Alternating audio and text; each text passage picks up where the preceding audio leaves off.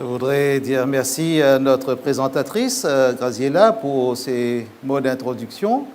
Merci aussi pour le chant qui nous a permis déjà de nous concentrer, de nous recueillir un peu progressivement aussi pour entrer dans cette soirée. Mesdames et messieurs, c'est un plaisir pour moi de vous retrouver. Vous qui êtes ici à Saint-Pierre, comme vous qui êtes chez vous, connectés, vous qui avez pris le temps de venir ici, comme ceux chez vous qui prenaient le temps aussi de se mettre à l'écoute de cette parole. Probablement, il y en a parmi vous qui êtes aussi en route, quelque part, dans un parking, dans un parc. En tout cas, soyez les bienvenus à ce moment de partage. Nous avons effectivement des questions sur la mort, parce que qui n'a pas été confronté à ce phénomène ? Qui ne s'est pas vu un jour dans un contexte où il y a un proche, parents, grands-parents, oncles, tatis, cousins, cousines, neveux, parfois dramatiquement enfants, et cela nous émeut, cela nous transperce le cœur, comme on dit, mais cela nous fait réfléchir aussi. Quand la mort fait partie de l'existence, comment agir ? Comment concevoir cette chose-là ? La théorie de l'évolution ne nous dit pas pourquoi la mort est venue. Parce que si tout a un but, quel est le but de la mort dans quelque chose qui a pris des milliards d'années pour arriver à la vie? Pourquoi il y a en une fraction de seconde ce phénomène de cessation de la vie? Y aurait-il des contradictions? Pourquoi prendre autant de temps pour arriver à ce phénomène qu'on appelle la vie, pour qu'elle disparaisse en une fraction de seconde? La vie est précieuse, mais on a l'impression que la mort la rend encore plus fragile. La vie est belle. Elle est trop belle pour ne pas être vécue. Quelles que soient les circonstances, quels que soient les défis, quels que soient les grains de sable qui peuvent jalonner notre parcours personnel, conjugal, familial. Mais nous nous rendons compte que depuis que la mort fait partie de l'existence humaine, l'homme apprend à se caler, à se positionner. Parfois, il donne l'impression de jouer à cache-cache avec la mort. On a envie de prolonger la vie pour éviter la mort, ou on a envie d'éviter la mort quelque part pour profiter encore un peu. Comment gérer cela? Même les scientifiques ont des casse-têtes. Ce n'est pas une question affective, une question émotionnelle, une question personnelle, physiologique ou physique. C'est aussi un problème philosophique.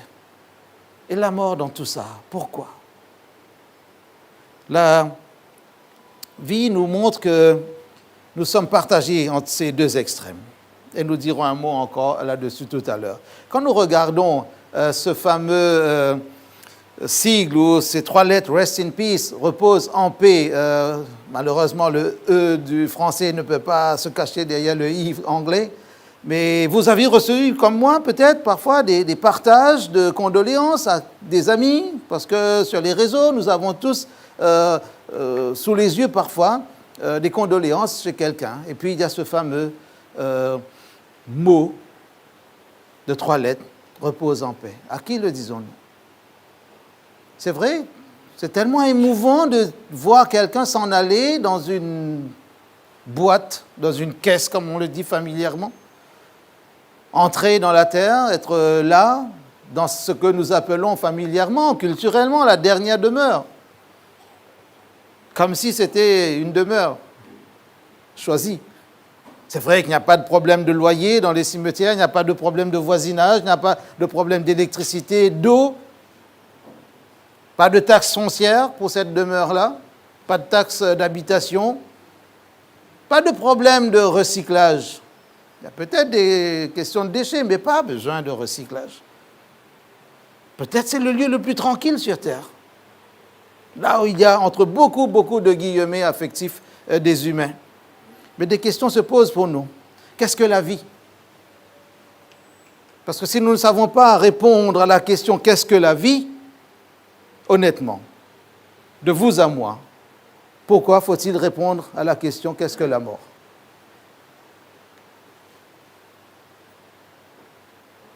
D'autres se posent la question, avons-nous une âme mi-immortelle? Un genre d'être spirituel qui s'échapperait de notre corps, si on entend même depuis l'Antiquité. Ceux qui se souviennent de leur cours de philosophie se souviennent que Socrate déjà disait à la mort, l'esprit se libère et va rejoindre le ciel, le monde des esprits. Parce que dans l'Antiquité grecque, il y avait cette croyance que l'âme s'en allait pour rejoindre le monde des esprits. Et cette âme-là, certains ont même cru la voir. Il y a des traditions, nous parlons de la Bible ici, mais il y a des traditions non bibliques qui pensent qu'après la mort, l'être bien-aimé est parti et nous attend quelque part. Et si nous mourons nous-mêmes, nous allons le ou la rejoindre. Cela est présent dans l'islam, cela est présent pas de cette manière dans l'hindouisme, cela est présent dans des courants chrétiens, catholiques occidentales, catholiques romaines, chez les catholiques orthodoxes, chez certains évangéliques, certains protestants aussi. Mais il y a dans les courants chrétiens certains qui ne croient pas que l'âme soit immortelle. Parfois, il y a des gens qui vont dire, même dans des contextes croyants, laissez telle chose parce qu'il va peut-être passer le soir. Vous avez déjà entendu ça? Quand j'étais enfant, on me disait il ne faut pas se mettre après le coucher du soleil sous les longanies, enfin on dit longanies à l'île Maurice, parce que les âmes, et en créole on dit les names, les âmes vont passer, et si tu te fais attraper, tu risques de ne pas passer la nuit. Mais on ne savait pas que c'était les grands qui nous disaient rentrez à la maison parce que c'est notre tour de rester dehors, surtout à la saison des longanes. Il y a comme cela des croyances populaires qui sont venues, je ne dirais pas polluer, mesdames et messieurs, mais qui sont venues charger et surcharger même la réflexion chrétienne autour de cette question. Dire ou croire que l'humain a une âme qui monte au ciel à sa mort est une contre-vérité théologique et n'a aucun fondement biblique. Je vais le dire autrement, et regardez bien mes lèvres.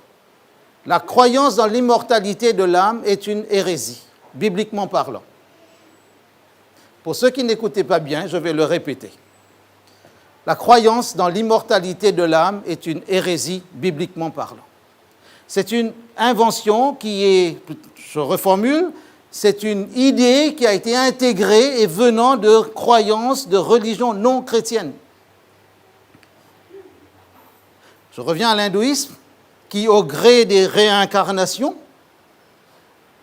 trouve ce chemin jusqu'à l'atteinte du stade le plus élevé, le plus positif, qui permettrait à l'être de retrouver, de réintégrer le grand tout avec Brahma.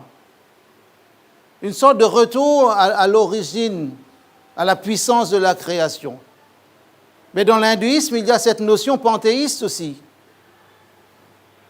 Dieu est partout,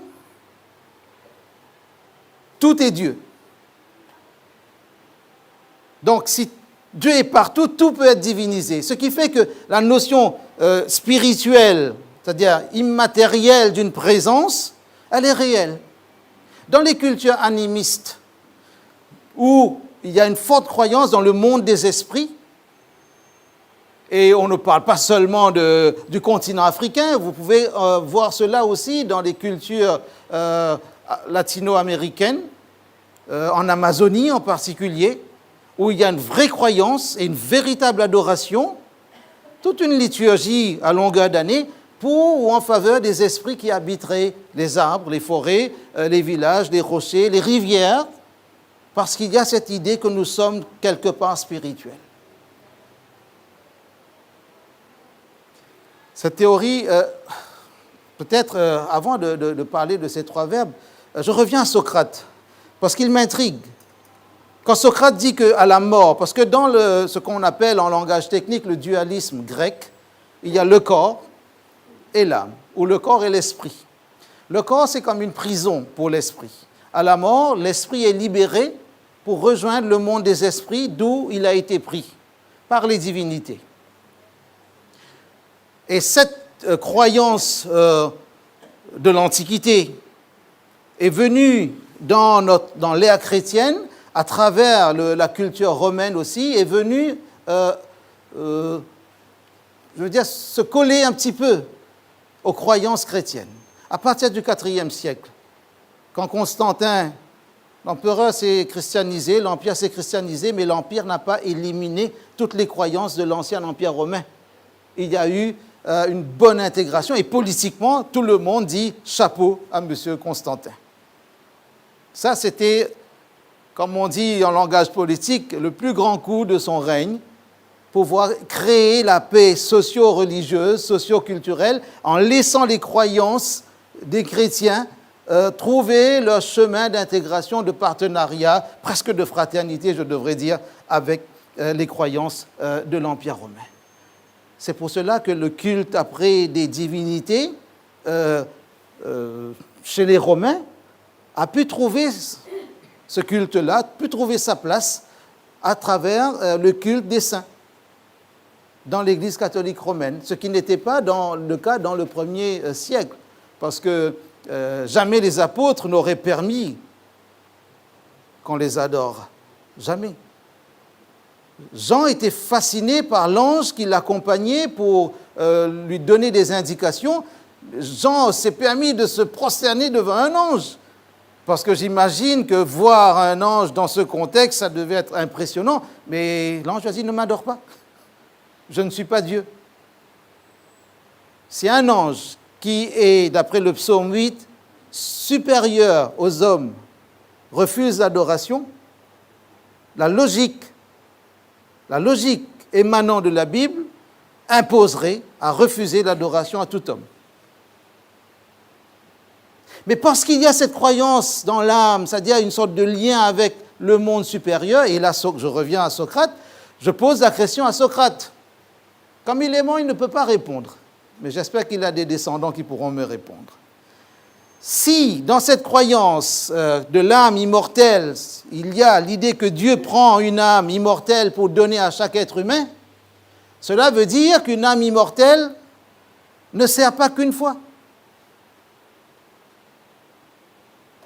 Et avec un grand sourire, je pose la question à Socrate. Quel âge a l'âme de ma voisine ? Vous imaginez si là où vous êtes assis, votre âme avait 3000 ans ? Ça ne vous donne pas un peu de gêne ? Quel âge a l'âme d'un bébé ? Si cette âme est immortelle, raisonnons un petit peu. Dans la religion, il faut aussi faire preuve de bon sens spirituel. C'est vrai que toute logique n'est pas porteuse de vérité, mais cela ne dit pas que les croyants ne doivent pas être des êtres pensants. Et si Dieu, lui, dans sa bonté, dans son amour, prenait une âme immortelle pour mettre dans le corps d'un bébé, et qui malheureusement va mourir avec la mort subite du nourrisson, ce Dieu-là, je vous dis honnêtement, ne l'adorez pas. Ne l'adorez pas, il serait trop cruel. Pour s'amuser avec l'adolescent qui, peut-être à 12 ans, développe une maladie et puis son âme va survivre et pas l'enfant. Qui s'est permis d'intégrer de telles croyances dans la parole de Dieu? Alors on comprend que, bien sûr, on n'a pas réécrit la Bible, mais on a mis des croyances à côté pour les faire cohabiter. Quel âge a votre âme? Si vous arrivez à résoudre cette affaire-là, je vous donnerai 20 € et je demanderai à mes amis d'ajouter encore un petit peu pauvre. Ceux qui sont connectés sont concernés aussi par cela. Si vous trouvez l'âge de votre âme, n'allez pas consulter ceux qu'on a dit de ne pas consulter la veille, je veux dire, mais gardez quand même à l'esprit que Dieu ne veut pas nous enfermer dans quelque chose qui n'est pas raisonnable, n'est pas logique. Est-ce que vous pensez que l'âme de votre grand-père pourrait servir à nouveau pour votre arrière-petit-fils?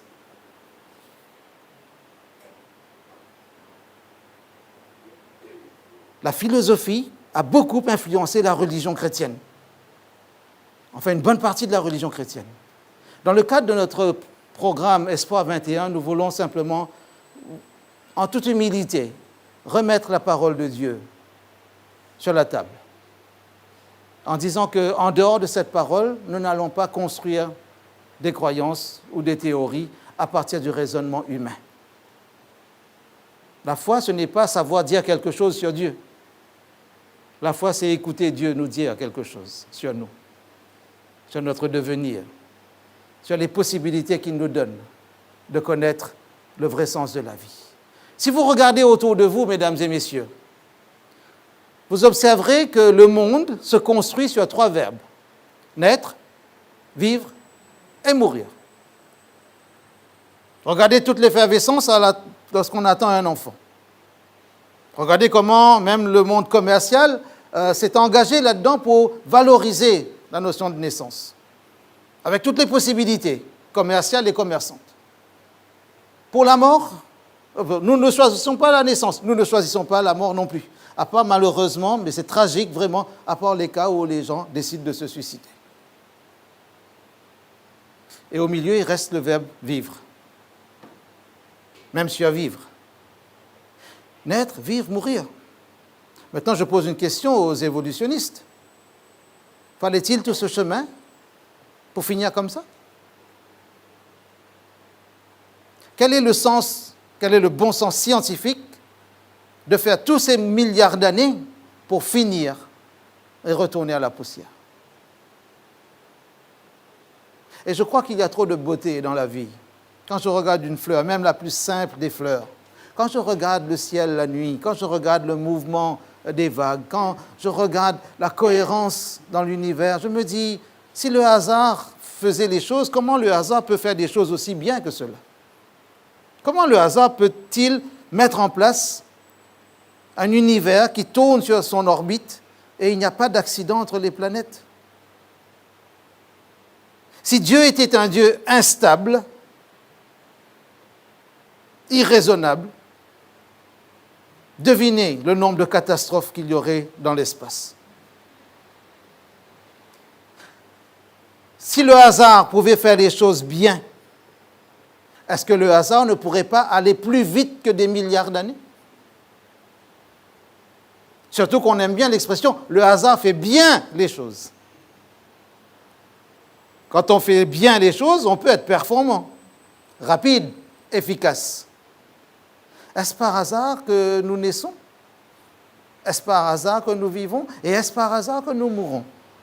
La Bible dit quelque chose, la Bible va répondre. Alors nous revenons maintenant sur la naissance de l'homme. Quand nous regardons la Bible, nous comprenons qu'en lisant la Genèse, il y a ce récit de la naissance de l'homme dans les 2 premiers chapitres de la Genèse. Le premier chapitre, sa première référence, c'est le chapitre 1er, verset 28, qui nous dit que, voilà, retenez la leçon principale, l'homme est créé à l'image de Dieu.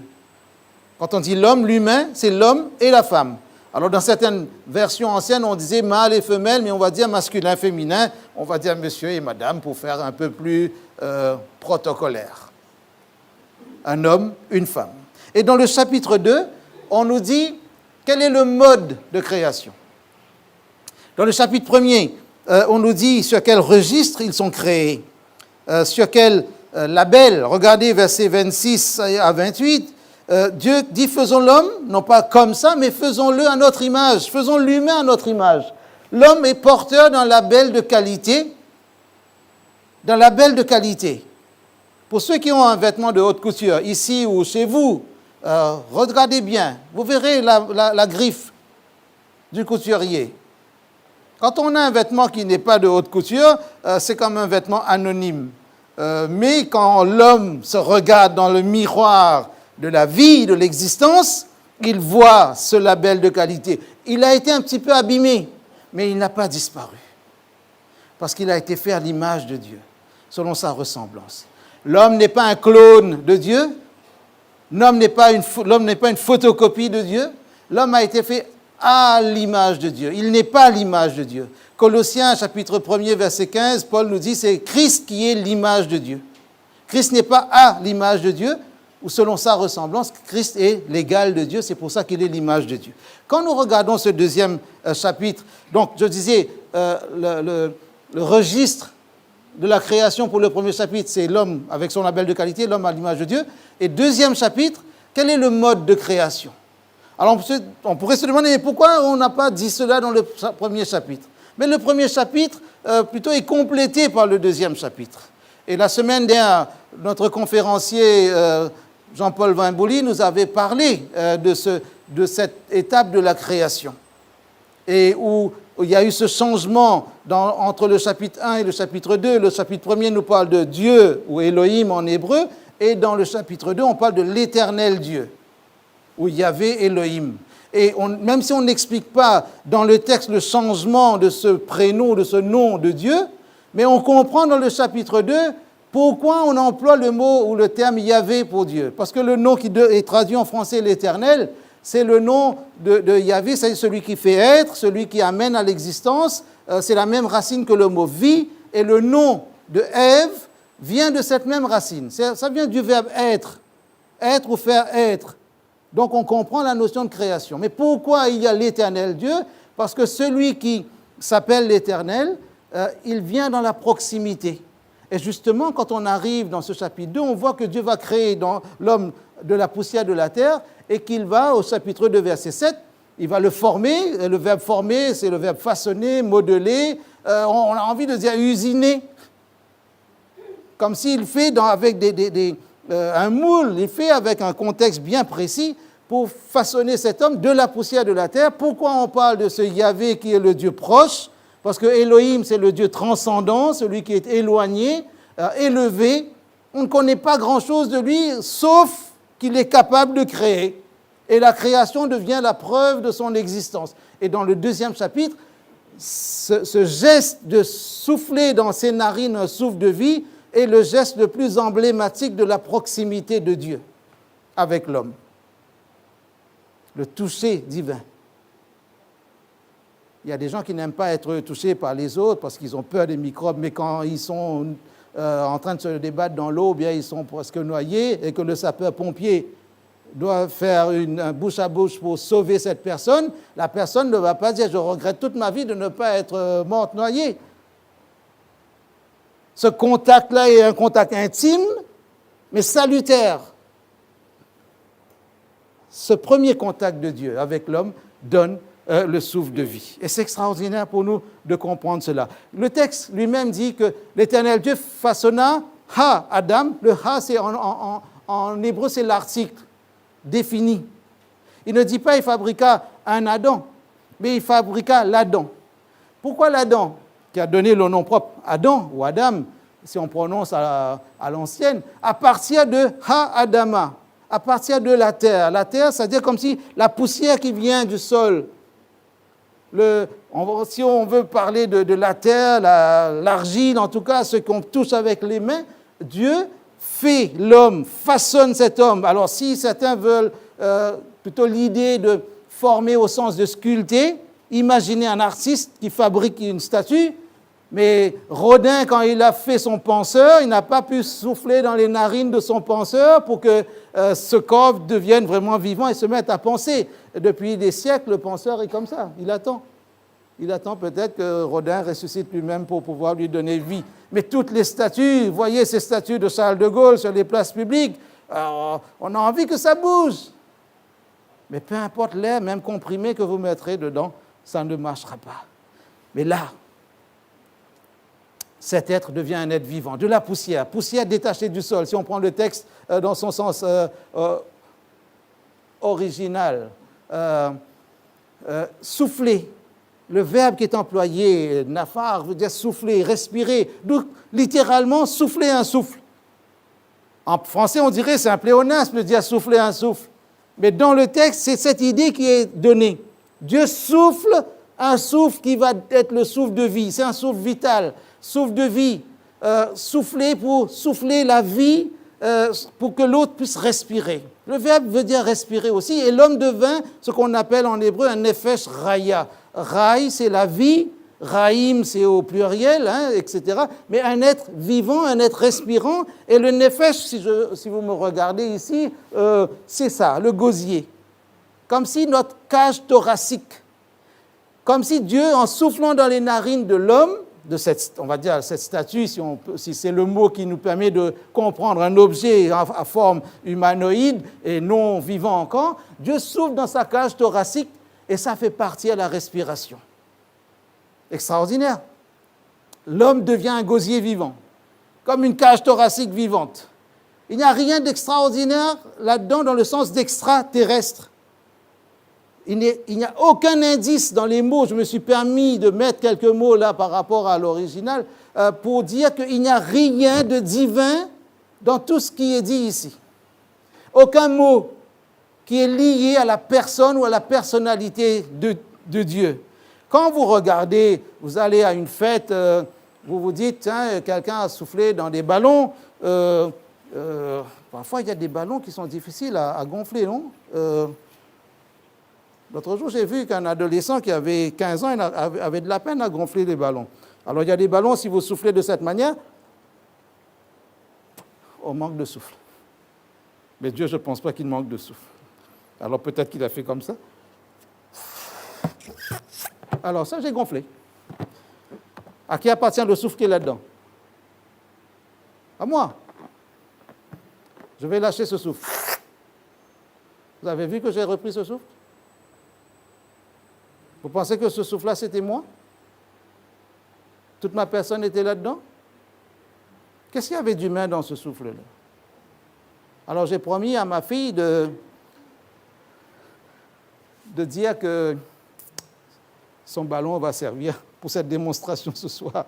Donc elle est à la maison, elle me regarde, elle saura de quoi je parle. Un être vivant. Simplement, Dieu a donné forme. Quand vous regardez un ballon, si je vous dis ça c'est un ballon, vous dites oui, mais ce n'est pas sûr que ça va gonfler. Peut-être qu'il y a, c'est crevé, etc. Mais quand je vous donne le ballon avec cette lampe, vous dites là oui, ça c'est un vrai ballon.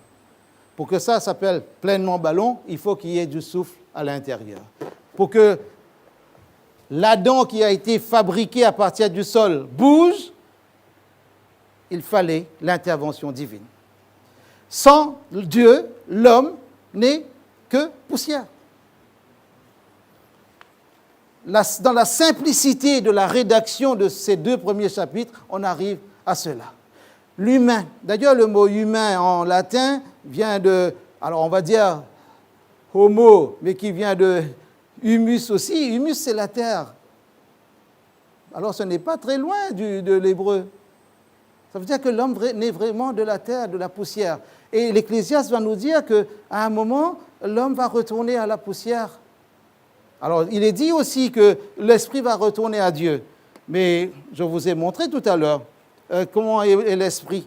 Si je dis ce ballon est vivant, mais il faut que je le crève pour qu'il puisse arrêter d'être un ballon. Voilà, si Dieu a rempli le souffle humain, de son souffle vital, le corps humain, où est le ballon? C'est un souvenir, vous avez bien compris. Alors, quand nous regardons ce que la Bible dit, s'il n'y a que la poussière, sans le souffle divin, il n'y a pas d'humain vivant, il n'y a pas de gosier respirant. Quand l'air est parti, d'ailleurs, l'expression « il a rendu son dernier soupir » ou son dernier souffle est très claire. À qui il l'a rendu? Mais c'est normal que la Bible dise que l'esprit retourne à Dieu qui l'a donné, parce que Dieu est propriétaire de tout. Mais vous avez vu, et je me souviens que ce ballon-là, c'est moi-même qui l'avais gonflé. Mais je ne peux pas dire que j'ai senti que j'ai repris un souffle. Je ne dis pas que c'est perdu, mais ça a été utile le temps de l'existence ou de l'utilité même de ce ballon dans le contexte où on l'a mis.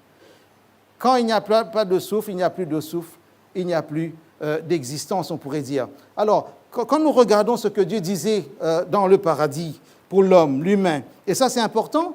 D'ailleurs, la semaine dernière, notre conférencier en avait parlé aussi. Dans le chapitre 2, il est bien dit, de tout arbre du jardin, tu mangeras, si on répète, on regarde bien le texte original, et de l'arbre de la connaissance du bien et du mal, tu n'en mangeras pas, car du jour où tu en mangeras, tu mourras.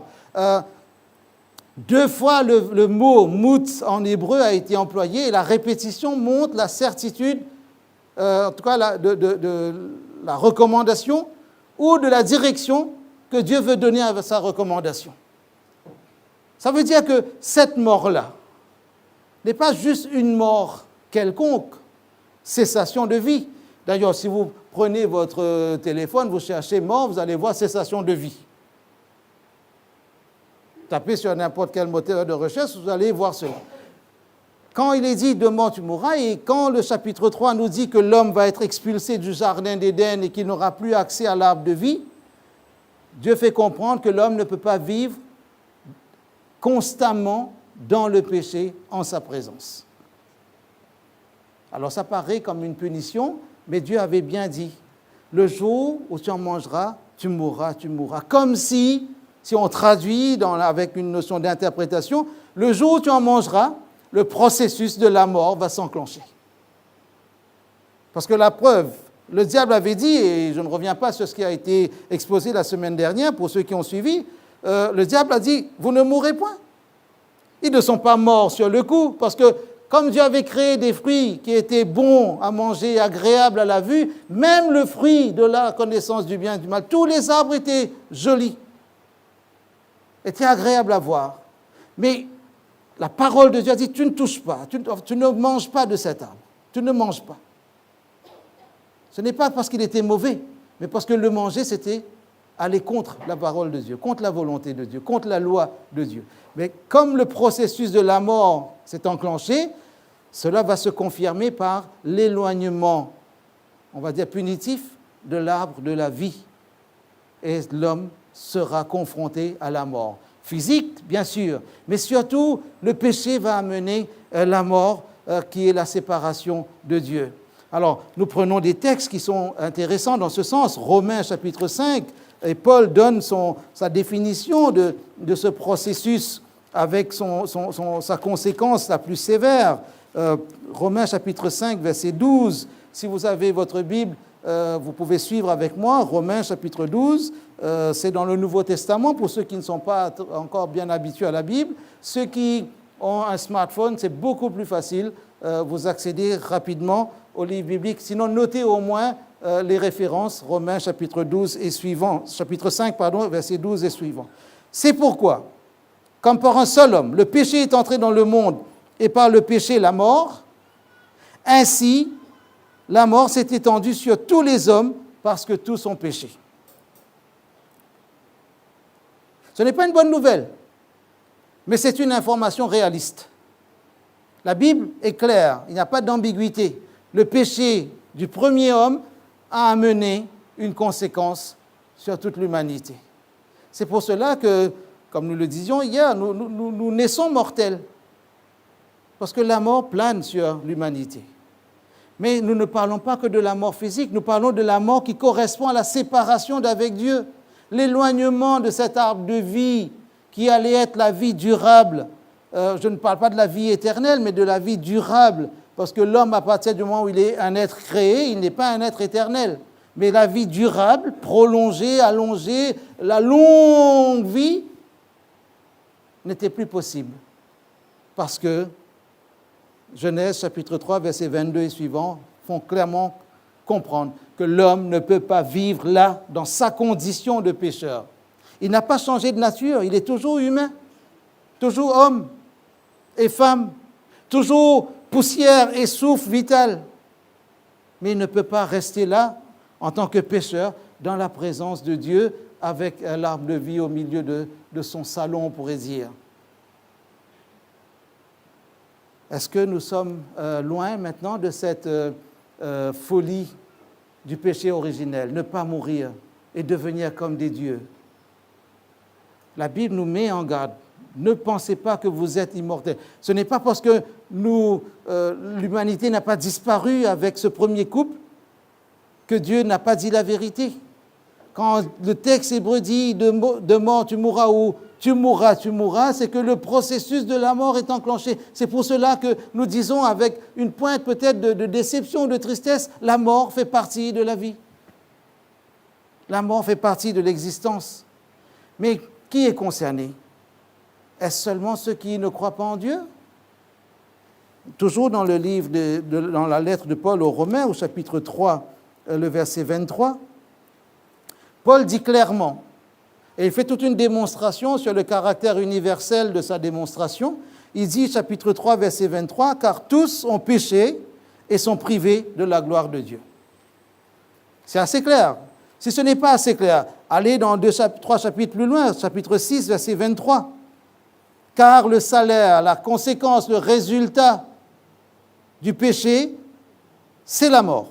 Mais le don gratuit de Dieu, c'est la vie éternelle en Jésus-Christ notre Seigneur. Je ne suis pas en train de dire que parce que Johnny Hallyday est mort, c'était qu'il avait péché.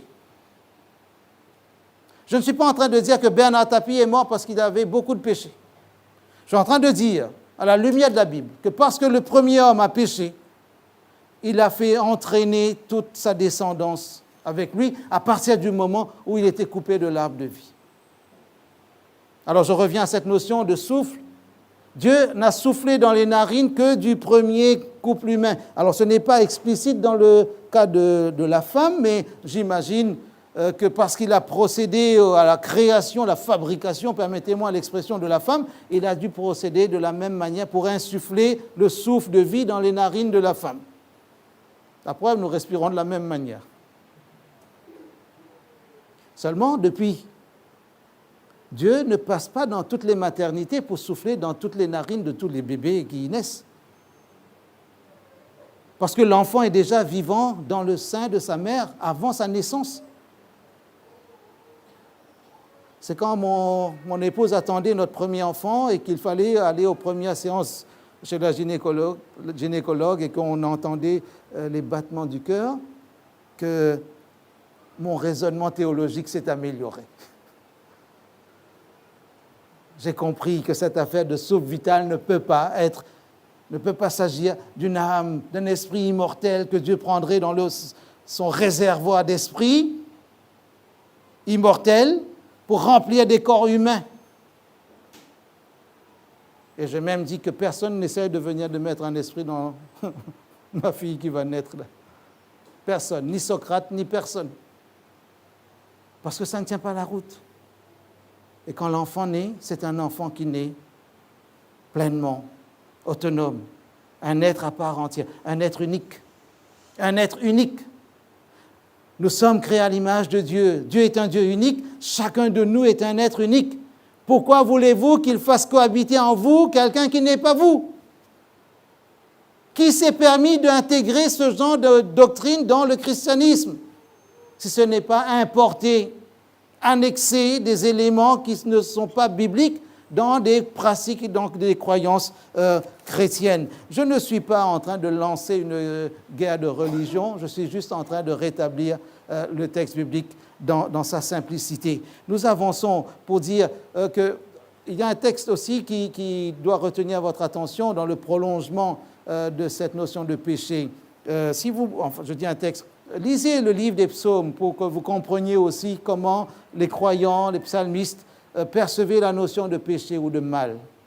Comme si cela crée une sorte de malaise, parfois un mal-être.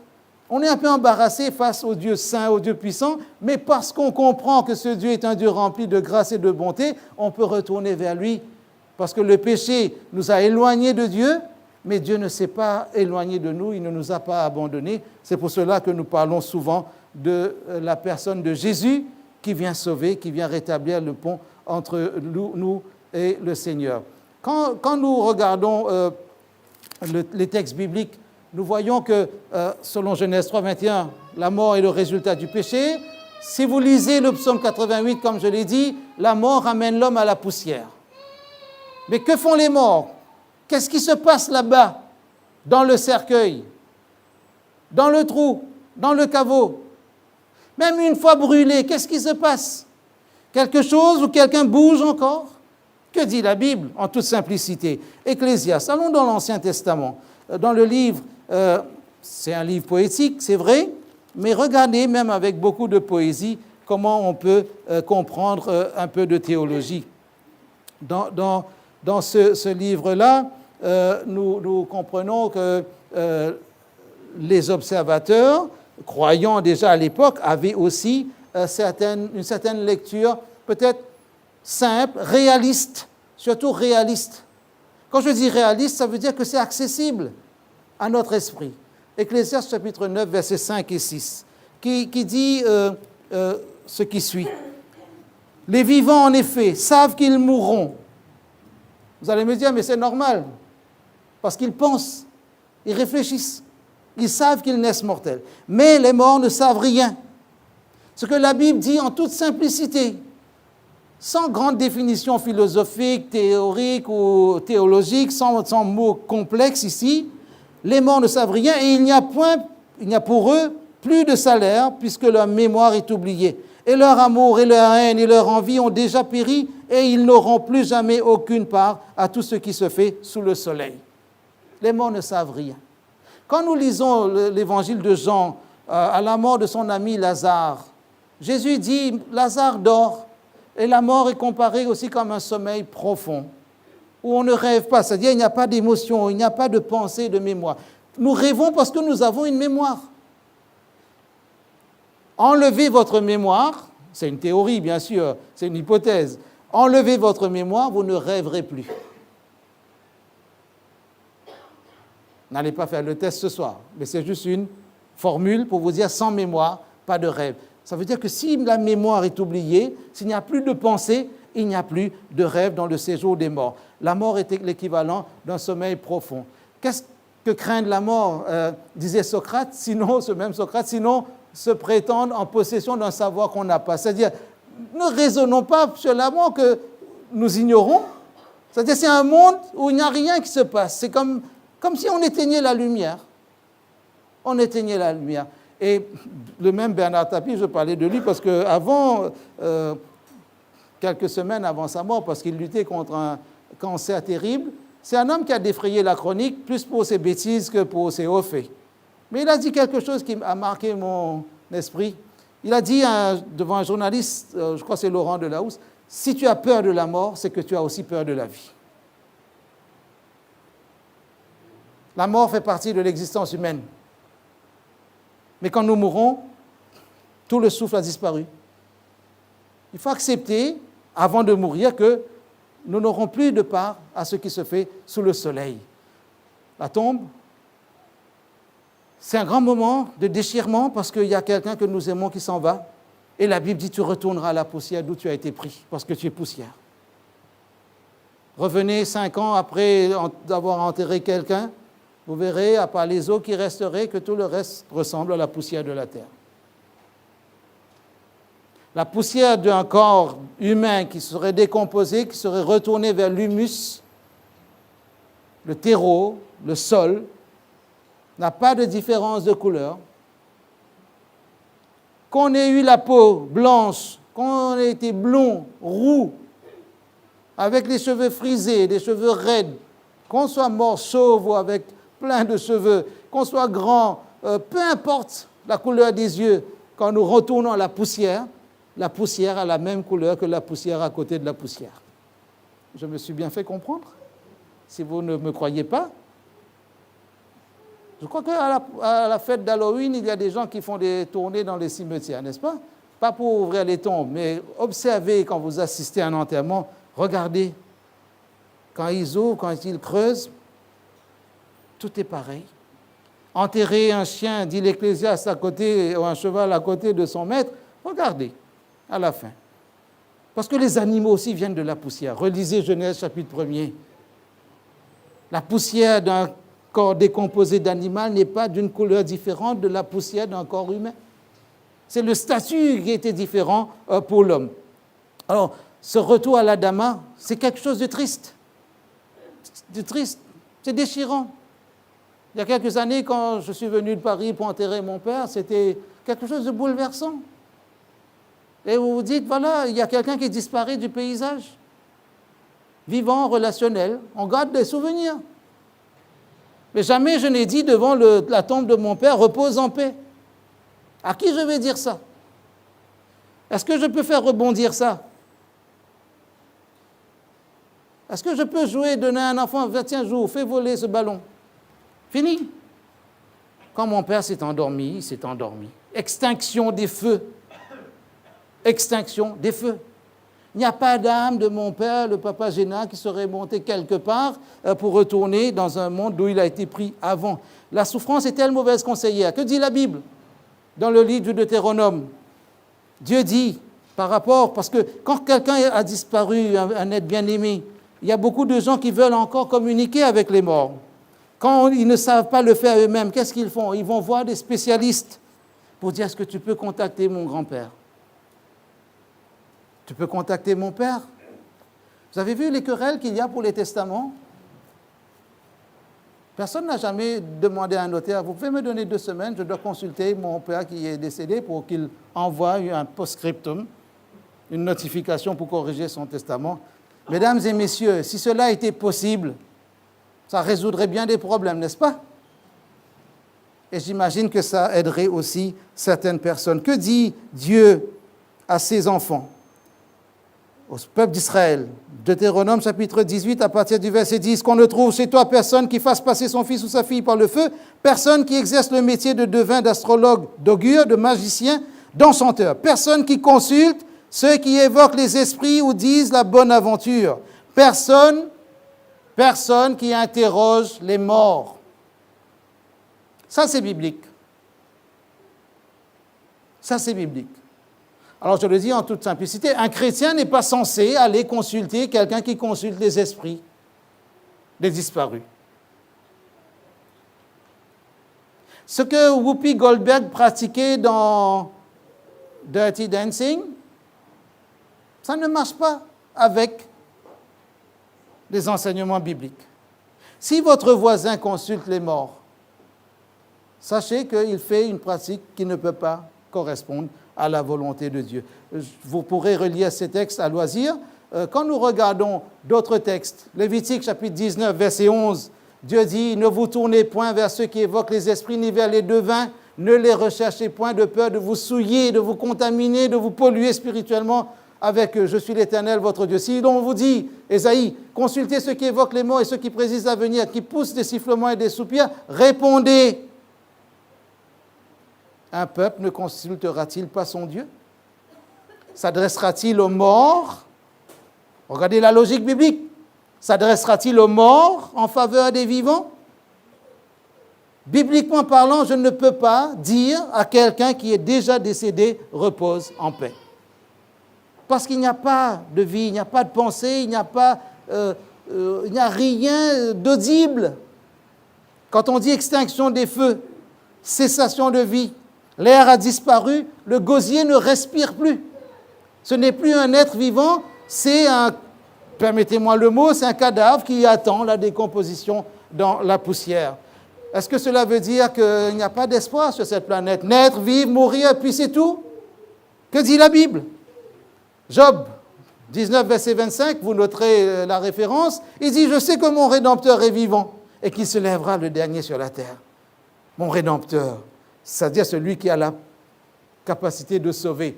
Et le texte que j'aime bien, c'est 1 Thessaloniciens, chapitre 4. C'est encore l'apôtre Paul qui dit cela. Et Paul avait bien compris, j'imagine, les enseignements bibliques à ce sujet. 1 Thessaloniciens, chapitre 4, verset 16. On pourrait même lire à partir du verset 13. 1 Thessaloniciens 4, verset 13 et suivant.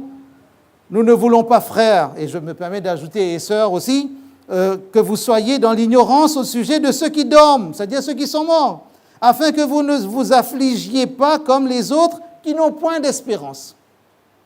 La mort est douloureuse pour tous, croyants ou non croyants. Mais ceux qui n'ont pas d'espérance, dit Paul, ils vont s'affliger d'une manière, permettez-moi le pléonasme, ils vont s'affliger d'une manière affligeante. Leurs larmes, leurs cris de douleur n'auront pas la même tonalité que ceux qui ont une espérance.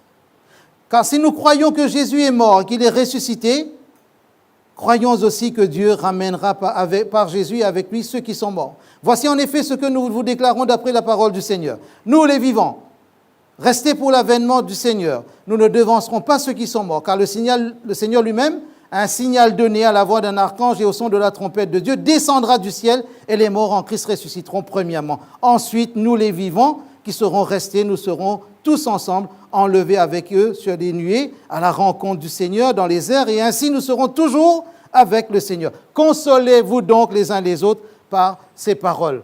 Dans Apocalypse chapitre 14, verset 12, il est dit « Heureux dès à présent ceux qui meurent dans le Seigneur. » Dans le Seigneur. La mort n'est pas désespérante quand elle est dans le Seigneur. C'est extraordinaire. Je n'ai pas peur de la mort, disait un internaute, je l'ai lu. J'ai peur de ce que je vais faire de ma vie. En d'autres mots, je reprends son expression pour dire, qu'est-ce que je décide? Qu'est-ce que vous décidez? Mesdames et messieurs, si vous avez eu jusqu'ici des croyances que vous pouviez encore communiquer avec votre grand-père ou votre grand-mère, avec tonton untel, votre marraine ou votre parrain, votre meilleur ami qui est décédé, dites-vous qu'au nom de la Bible, vous ne pouvez pas entrer dans ce non-sens, si vous voulez, obéir sereinement, simplement à la parole de Dieu. Je me tairai, la Bible continuera à dire la même chose. Y a-t-il de l'espoir? Oui, il y a de l'espoir, parce que dans ce que nous comprenons chez Paul, en Jésus, nous ne resterons pas toujours dans la poussière. Quand j'ai enterré mon père, je vous l'ai dit, j'ai enterré un homme qui est mort dans l'espérance. J'ai juste hâte de voir le Seigneur Jésus revenir pour revoir mon papa. Point. Ça ne veut pas dire que je ne suis pas triste. Pourquoi je vais me comporter comme quelqu'un qui n'a pas d'espérance? Si celui qui vit dans l'espérance du retour de Jésus pleure dans la désolation encore plus fort que celui qui ne vit pas dans l'espérance du retour de Jésus, c'est qu'il y aura un problème avec sa compréhension et sa mise en application du texte biblique. Nous les vivons pour toujours. Et je prends un dernier texte pour finir, et c'est extraordinaire. Quand vous lisez dans Apocalypse chapitre 20, et nous terminons vraiment avec ces versets-là, il est dit, la mort rendit les morts qui étaient en elle. Et nous sommes entourés d'un océan, vous devinez ce que cela veut dire.